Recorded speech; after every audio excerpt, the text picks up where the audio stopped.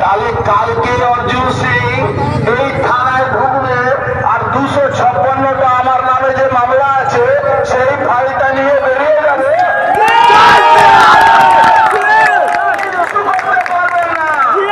ওই 256টা ফাইল আমি বলবো এক জায়গায় রাখবেন, যেন আমি ঢুকবো, আমি তুলবো, তার জন্য যা করতে হয় করবো। আমরা সারা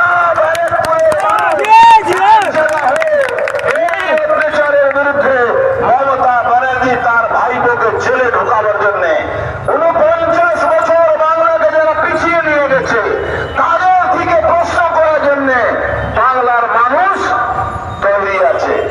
ওই কিছু আগমার্কা সিপিএম এখনো সেকুলারিজমে কথা বলে, বাড়ির পাশ থেকে লব জিহাদে ল্যান্ড জিহাদ হচ্ছে, বাংলাদেশে হিন্দু বিভাগ হচ্ছে, এখনো তারা সেকুলারের কথা বলে।